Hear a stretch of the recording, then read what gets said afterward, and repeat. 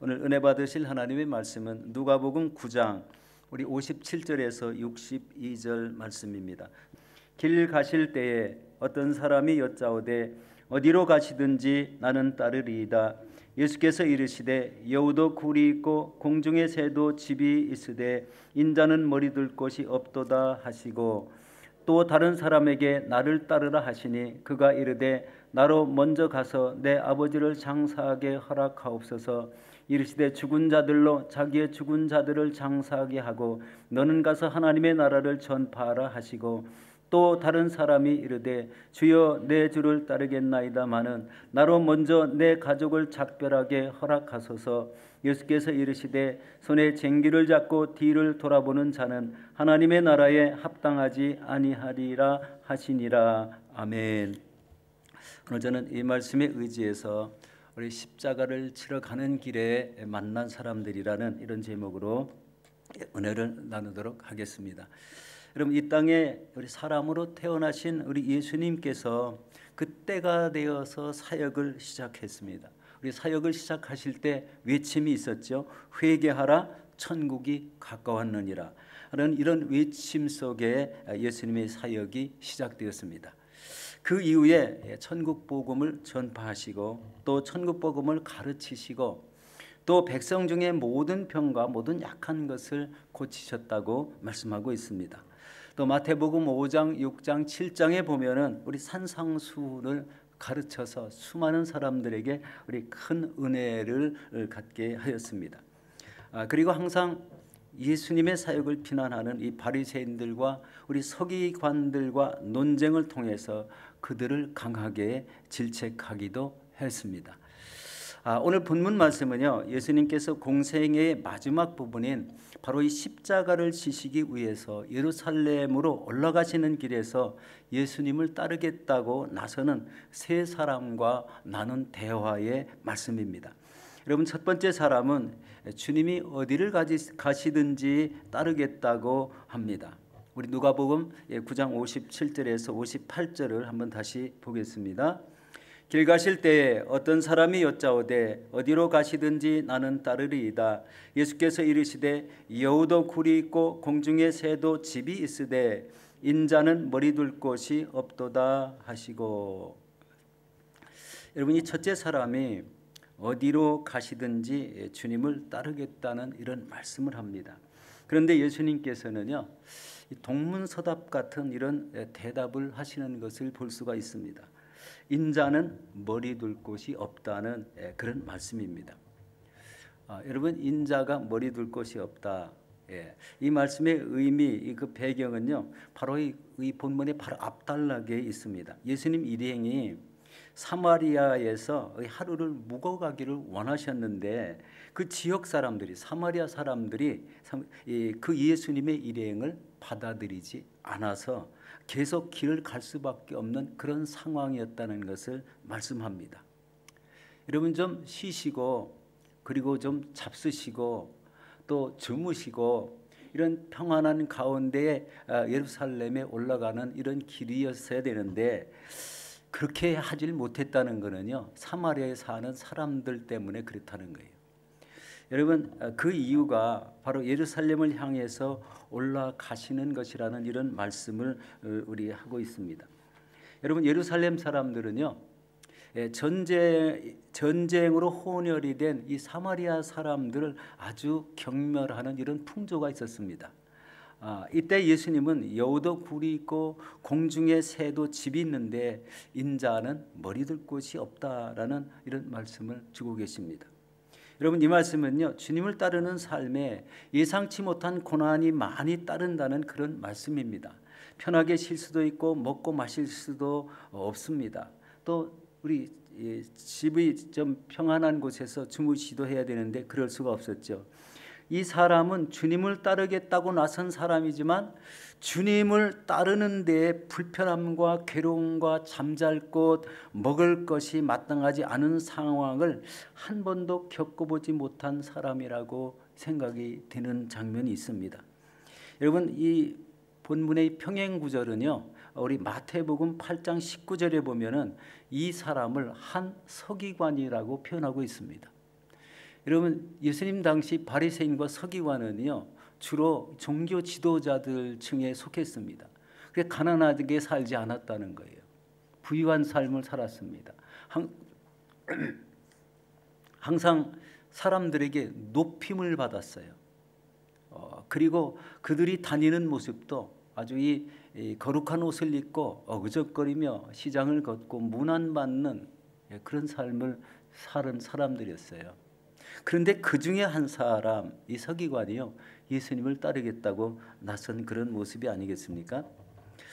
여러분, 이 사람에게는 부족함이 없이 살았다는 이 모습 때문에요 예수님의 그 고난, 머리 둘 곳이 없고 그리고 먹고 마시고 쉴 곳이 없는 이런 예수님의 표현을 이해를 하지 못한 것 같아요.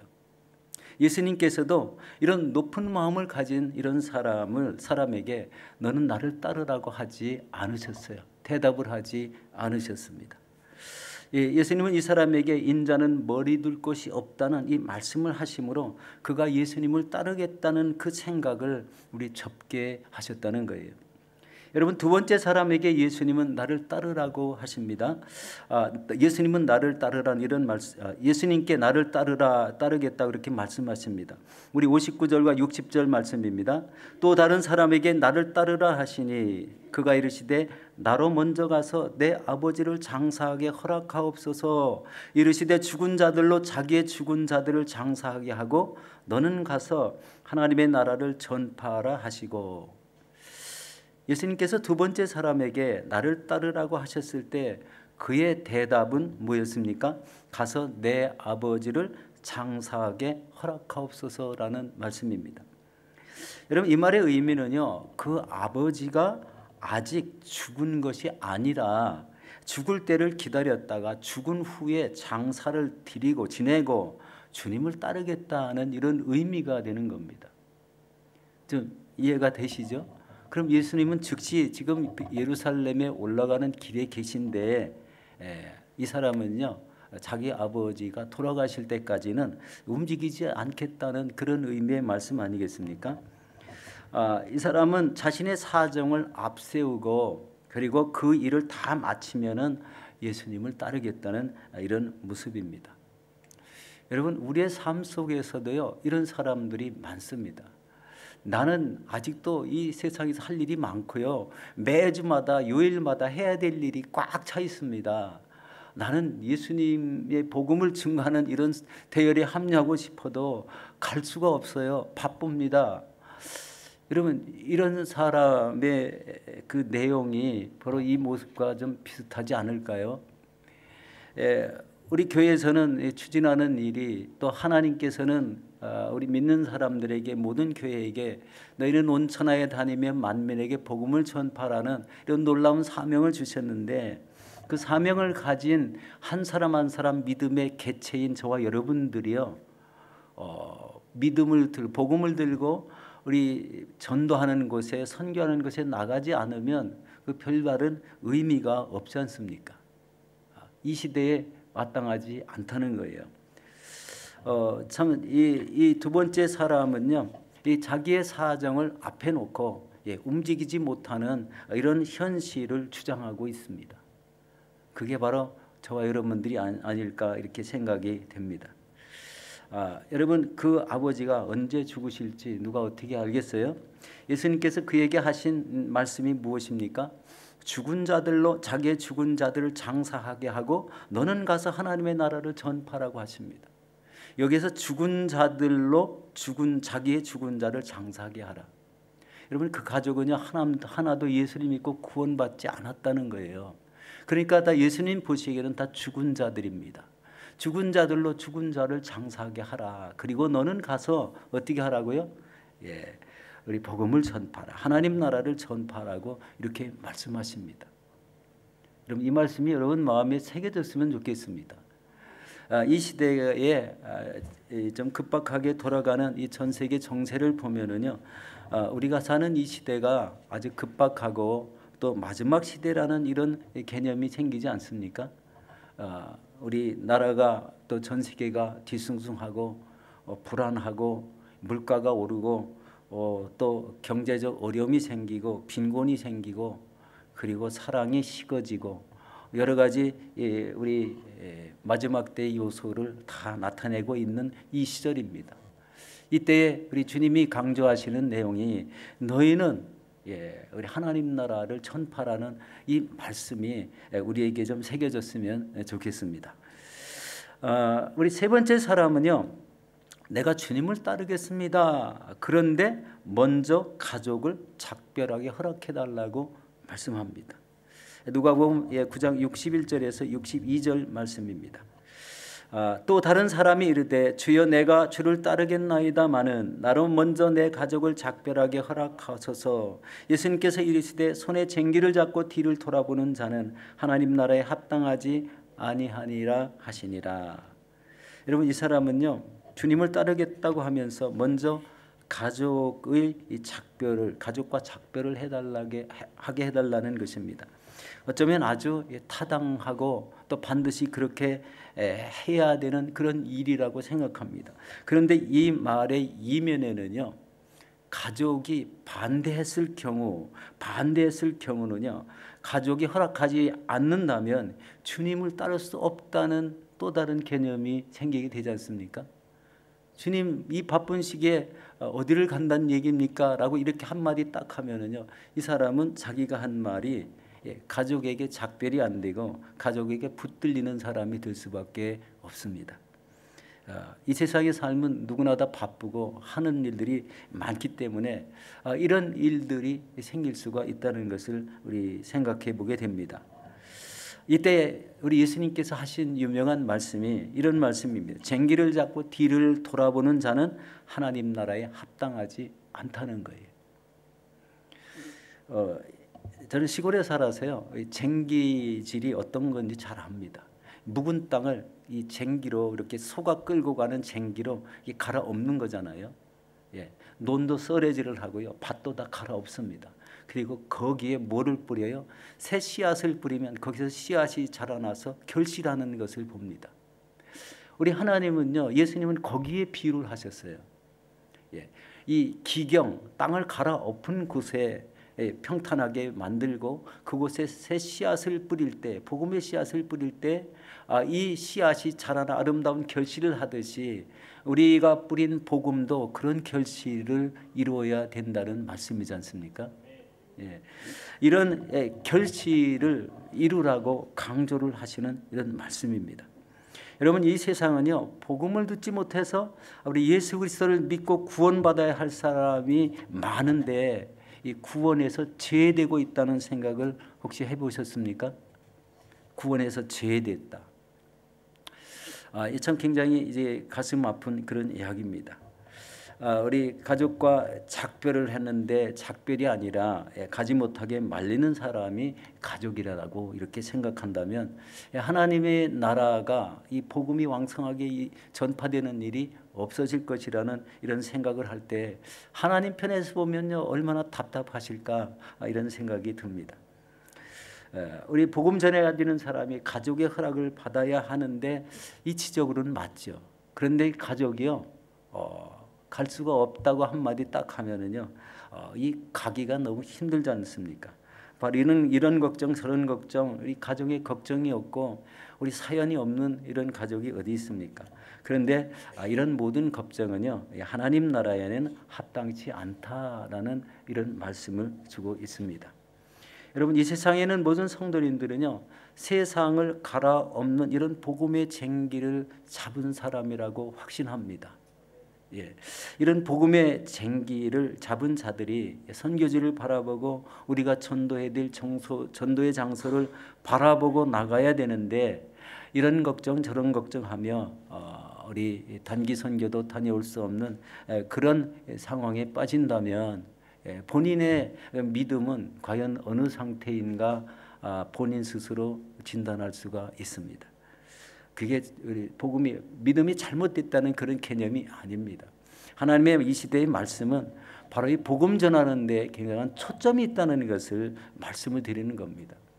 이 초점에 맞춰서 초점에 부응하여 우리가 왜 거기에 따르지 못하는가라는 이 모습 속에 예수님이 하신 말씀, 쟁기를 잡고 뒤를 돌아보는 이런 삶 때문에 그렇지 않은가 생각해 보게 됩니다. 우리가 갔던 이 바누아투 선교지는요, 우리가 사는 방식을 초월하는 장소입니다.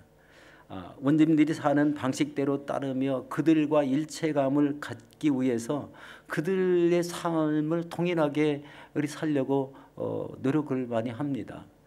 그것은 뭐냐면 우리는 그래도 새로 지은 성전 바닥에 콘크리트 바닥에서 이제 잠을 자죠. 원주민들은 대부분 움막집 같이 지어놓고요, 그 땅바닥에서 잡니다. 땅바닥에서. 여러분, 땅바닥은 여름에는 우리 시원할지 몰라도 겨울철에는 무척 추운 장소입니다. 이 움막 같은 집인데요, 어느 마을이든지요, 한 집도 벽돌로 집을 지은 가정이 없습니다. 우리 저번에도 말씀을 드렸던 것 같은데요, 하도 답답해서 우리 학업 수준, 우리 교육 수준이 어느 정도나 되는가 물어봤더니 너무 깜짝 놀랐어요. 한 사람도 마을 사람 중에요, 초등학교도 나온 사람이 없었고요. 최근에 우리 이제 영어 학교가 이제 초등학교라고 요새 표현이 맞나요? 옛날에는 국민학교라고 그랬는데 이 국민학교 수준도 우리 다니지 못하는 애들이 너무 많았는데 그 중에 우리 여자아이들이 좀 영어 학교에 다니고 남자아이들은 여자아이들보다 훨씬 적다는 이런 이야기를 들었습니다. 이것을 어떻게 받아내야 될지요 감이 생기지 않았어요. 이게 문화 충격, 뭐 이런 교육 충격, 이런 우리나라의 6.25 이전에 그런 삶이라고 생각이 되지 않습니까? 전혀 배움이 없는데 마을은 계속 불어나고 자녀를 낳기 때문에 불어나고 있다는 거예요. 그런데 그 영혼들에게 특별한 이런 복음을 전하는 것은 역시 이 마을 사람이 복음을 전하는 것보다 외부에서 들어가서 그 사람들에게 살아계신 예수 그리스도를 복음을 전할 때 그 복음의 효력이 더 우리 좋다는 거예요. 받아들이는 확률이 더 많다는 것을 우리 깨닫게 됩니다. 가서 복음을 전해보면 금방 그것을 느낄 수가 있습니다. 우리가 생활 가운데 다시 우리 삶을 우리 살펴보아야 되는 것은요, 우리 믿는 사람들에게 이 쟁기를 잡고 뒤를 돌아보는 이런 삶은 하나님 나라에 합당하지 않다는 개념을 적용한다면은요, 하나님은 복음 전하지 않는 사람을 어떻게 생각하실까 한번 저도 생각해 봤어요. 1년에 한 번 단기 선교 갔다 오고 그것이 다인 이렇게 과연 해도 되는가? 그러면 분기별로 한 번씩 1년에 4번을 간다고 해도 그게 맞는 것인가? 또 다른 방법으로 우리 몇 년 동안 한번 선교를 다닐 수 있는 방법은 없는가? 어느 부분이 하나님께 가장 합당한 이런 생각일까? 합당한 행동일까를 여러 각도로 한번 생각해 보았습니다. 그런데 이런 모든 것들은요, 본인의 결정도 중요하고 교회의 결정도 중요하다는 것을 깨닫게 됐어요. 본인이 가고 싶어도 스스로 가기는 너무 벅차고 선교팀을 이루어서 가기는 또 너무 많고, 우리 바누아투 선교지에서 첫날 도착했을 때 비는 억수같이 쏟아지는데 거기에서 만난 선교사님 이야기를 잠깐 한 적이 있어요. 그 선교사님 부부가 목사님이신데 17년이 되었다고 합니다. 그 땅에 커다란 교회를 지으셨고요, 산 꼭대기에 7개의 교회를 지으셨더라고요. 정말 대단하다고 생각했습니다. 여러분, 산 꼭대기 올라가면요, 우리 차가 잘 안 다니는 곳이 많습니다.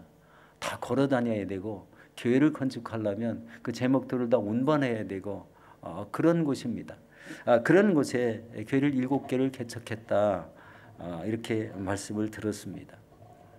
이분은요, 쟁기를 잡고 우리 곧바로 전진하는 이런 분이시고, 우리 가끔가다 어쩌다 한번 아니면은 아예 복음을 전하지 않는 것은 쟁기를 잡고 다 뒤를 돌아본 그런 사람의 결과가 아닌가, 이렇게 생각을 해봤습니다. 여러분, 우리 땅바닥에서 자는 것 불편합니다.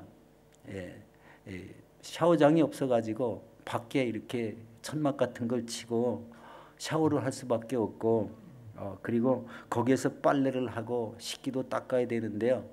어느 날 일어나니까 화산재가 시커멓게 내려가지고 물통에 검은 재 같은 게 떨어지고 빨랫줄에 시커먼 재가 잔뜩 묻어 있어요. 우리가 사는 가까운 곳에요. 이 화산이 이렇게 풍풍 터지는데 터지는 소리는 들리지 않는데 자고 일어나면 화산재가 그렇게 많았습니다. 그 영향으로 이 잔기침이 나오는데요. 뭐 없어지는데 오래 걸린다고 합니다. 그것이 문제가 되는 건 아니고 그런 마을에 복음이 꼭 필요하다는 그런 인지를 한다면 그 영혼들이 불쌍하게 느껴진다면 바로 우리는 언제든지 그 장소에 가서 복음을 전하는 이런 자세가 되어 있어야 한다는 생각을 하게 됩니다. 여러분, 원주민들 눈높이에 맞추어서 복음을 전한다. 우리 서두에 중간에 말씀을 드렸어요. 그 학문이 없는 그런 곳인데요. 열정은 있습니다. 찬양을 하는데 얼마나 열정이 있는지 모릅니다. 어린아이들이요. 맨 앞에 앉는데요. 우리 교회 청년들이 앞에서 율동하며 찬양을 하면은요. 처음에는 그것을 막 따라하다가 나중에는 본인 스스로 막 이렇게 하는 것을 보고 깜짝 놀랐어요. 얼마나 잘하는지 모릅니다. 그래서 우리가 돌아올 때는요, 그 마을이 거의 다 이렇게 복음화가 된 그런 느낌을 받았어요. 바로 교회 앞에 우리 존 프롬 이단 그 카스톰 닥터라는 사람도 예수 믿겠다고 나오고 매주일마다 이렇게 예배드리겠노라고 우리 작정을 하고 그런 상황 속에 참 단기 선교지만 그 영혼들이 주님을 따르겠다고 작심하고 추장이 선포를 하고 이제 우리 마을은 주일마다 예배를 드리겠다. 하나님의 말씀과 뜻대로 살겠다. 기도하는 이런 삶을 살겠다고 선포를 하는 것을 보고 깜짝 놀랐습니다. 이런 마을들이 한 마을이 아니라 주변 마을에 수많은 그런 원주민 마을들이 있다는 거예요. 그래서 우리 한 장소뿐만 아니라 이제 여러 장소를 우리 다변화시켜서 위치도 다변화시키고 이렇게 가야 되지 않나 우리 생각을 해봤습니다. 여러분, 다시 한번 말씀드리지만 우리 삶 속에서 쟁기를 잡고 뒤를 돌아보는 삶이 무엇이 있을까요? 굉장히 많다고 저는 생각됐어요. 자기가 하는 직장이요, 우리 쟁기를 잡고 뒤를 돌아보게 만드는 최고의 한 모습이라고 생각합니다. 여러분, 직장 생활은요, 우리 수습할 수는 없잖아요. 그렇지만 그 중에도 선교를 나가시는 분이 있더라는 것입니다. 우리를 인도했던 우리 젊은 청년 팀장님이 있는데 학교 선생님이에요. 근데 이 방학 기간에 그 단기 선교를 갔어요. 그 기간을 잘 활용하는 것을 느꼈습니다. 얼마나 우리 잘 하는지요. 젊은 청년들이 얼마나 열심히 하는지 참 감동이 많이 됐습니다. 여러분, 이를 위해서 우리 교회에서 준비해야 될 것이 무엇인가 한번 생각해 봤습니다.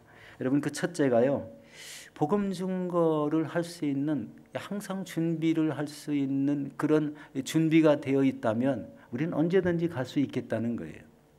많은 팀이 아니라 소수의 인원이 팀을 지어도 우리 갈 수 있는 장소를 찾는다면 언제든지 원주민 마을을 찾을 수 있다는 생각을 해보게 됩니다. 복음 증거할 수 있는 준비가 된 것이 더 중요한 거예요. 이 쟁기를 든 사람이요, 아무 이유 없이 쟁기를 갈지는 않습니다. 무슨 씨앗을 뿌리기 위해서 쟁기를 들고 밭을 이렇게 갈아엎는데 우리도 마찬가지라는 거예요. 항상 복음을 들고 나갈 준비를 하고 있다면 소수의 인원이 나가더라도 우리 복음 전할 장소는 하나님이 인도하신다는 이런 생각을 해봤습니다. 두 번째는요, 항상 기도할 때에 이 복음 증거에 대한 이 기도가 꼭 필요하다는 것을 많이 느낍니다. 성령의 인도하심이 뚜렷한 이런 복음 증거가 되기 위해서는요, 항상 깨어서 기도하는 이런 삶 속에 우리 선교제 가면은요, 그게 굉장히 뚜렷하게 나타난다는 거예요.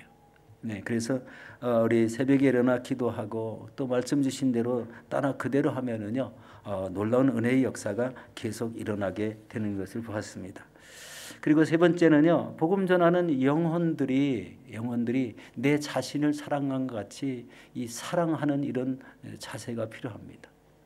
이러면 사랑하는 마음이 클 때는요, 그 사람들이 허물이 잘 보이지 않습니다.